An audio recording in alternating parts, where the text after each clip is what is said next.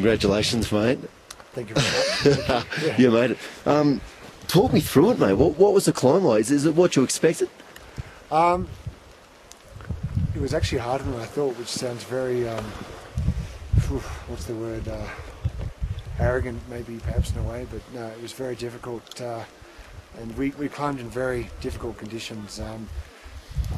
Even Nimanuru, who was the Sherpa with us, said that with his 11 climbs, that was the hardest one he's done with the weather that we had. We set off in a very sustained wind with a lot of snow, so much snow in fact that we didn't have clear goggles, so it was really hurting our eyes. It was actually scratching our eyes out, especially at the balcony. We were very lucky towards the summit as the sun came up that the wind did subside, and although we never got any visibility, we saw nothing outside of the immediate surroundings. We did have a summit where there was no wind, so we had a quite nice traverse along the ridge, along the Hillary Step and towards the actual summit itself. But just going back, when we're heading towards the balcony took us about 4 hours to get to. It's a sustained snow climb, and it was just terrible conditions. And I hate to say it, when we got to the balcony, if we'd been told to turn around, I would have accepted, no question. I would have wimped out easily at that stage. But to the credit of Nima, Sandy and Pemba, they all went through, and so I kept my mouth shut, and we kept going on. So yeah, very steep snow, very soft snow as well. It was very frustrating, as you can imagine, just one step forward and then sliding back, and without the Juma would have been impossible. But I was using two hands to kind of pull up on the Juma the whole time. Well, not the whole time, but most of the time in the soft snow, just to kind of get up and lean on my harness, and then just keep going on. It was a sustained struggle the whole time, very difficult. And what about equipment and stuff? You know, the mask and all of that. Any issues there? Very happy with gloves and shoes. The mask, yeah, maybe we should talk to Top Out. The mask, when it's actually on your face, is great, but to take it on and off if you want to drink, talk, or eat, it's very difficult to get back on. It's quite funny. The condensation from your breath left this huge glob of ice all the way down my down suit. So when I actually tried to take a photo, I found I had this big ice glob over my pocket, so I had to kind of break that away before I get my camera. And I found that because of that, my camera had frozen as well, but luckily I had a spare battery inside my down suit, which I was able to replace to take photos. Apart from, my mask froze up completely from sweat on the inside. So you had those dual forces of sweat, plus I don't know how cold it was, -20 let's say, working together just to freeze my mask over. So I was blind by the time I got to South Summit. I had to swap over to sunglasses. Very lucky that the wind had stopped, otherwise I would have been in a situation where I'd have had to wear sunglasses in wind, which would have been impossible, so I was very lucky there. Everything else was pretty good, yeah. And what was your state of mind, you know, when you come up to the South Summit and you look over and see the summit, if you could see the summit in the morning, how hard do you reckon it was, like mentally and stuff? Yeah, when I got to the South Summit, saw the Hillary Step, I was very scared, apprehensive. Up until that stage it was a sustained snow climb, so not too much exposure, we couldn't see much. But when you see the Hillary Step, massive exposure. So I was scared at that time. And once again, if someone said, we're going to call it quits here, I would have gladly accepted, much to my detriment. But no one said anything, so I guess a bit of pride makes you soldier on. And once you're on, it's not too bad, except for Hillary Step, the infamous Hillary Step. The climb up the Hillary Step's not too bad, but at the top of the Hillary Step, you have to cross over this rock, and you've got to stand on top of this rock. And when you're standing on top of this rock on your crampons, you look down, and you look down for a long way. So yeah, that was interesting. But once we got past that, the ridge wasn't too bad, you know. And then from reading, you know that the Hillary Step's not too far from the summit, and so there's actually, once you see the Hillary Step, you've got that inkling that you've made it. You know, you've got this little, well, quite large obstacle to get through, but you get that kind of groundswell of we're going to make it, and so it's a good feeling. And then emotions on the top?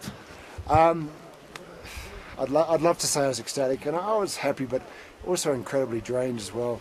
And you still, not at the back of your mind, at the forefront of your mind, you've got to get back down. You're worried about freezing up in water and food. And I was with Sandy, which is an amazing thing. So I'm also concerned about her welfare. And so you're excited, but you're also, a large part of you's thinking about how to get down safely.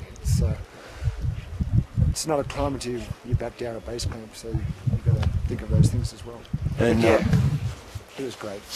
Yeah. And mate, just speaking of safety, you know, you came across a guy you're prepared to talk about. I mean, what'd you see there?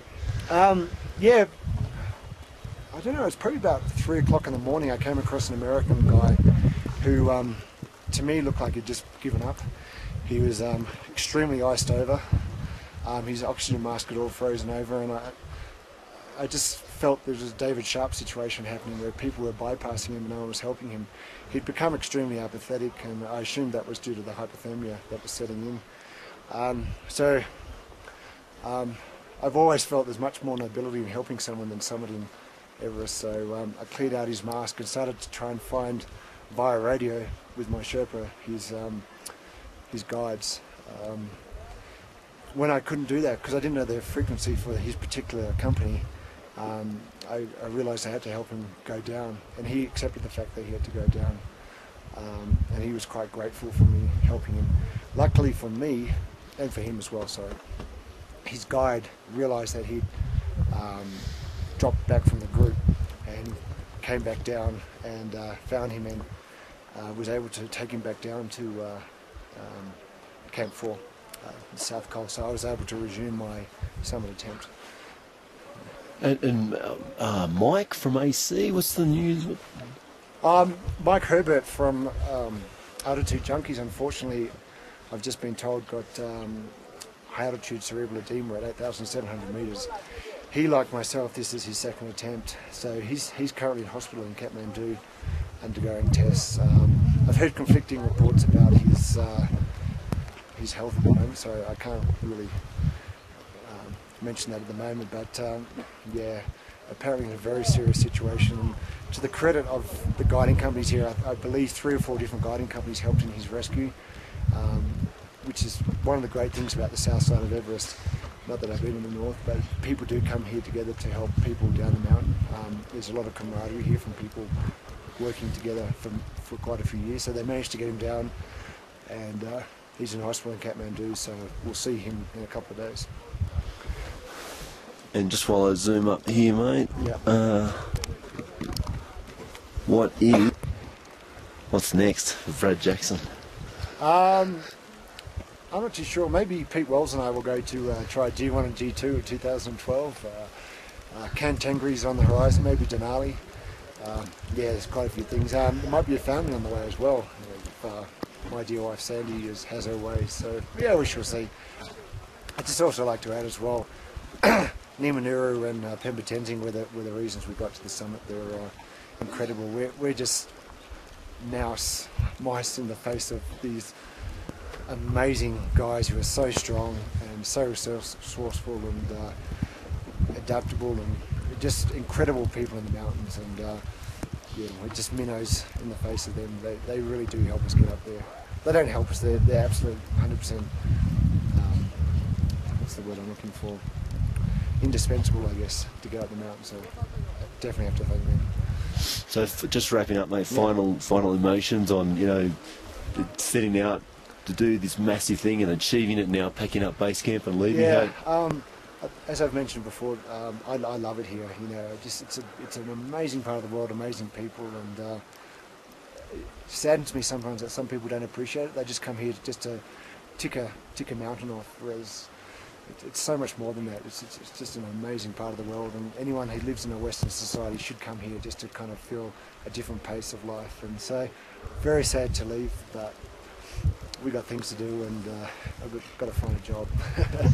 But I'm sad to leave here, but also happy. You know, it's a bit of everything. Yeah, made some wonderful friends here as well. Yeah.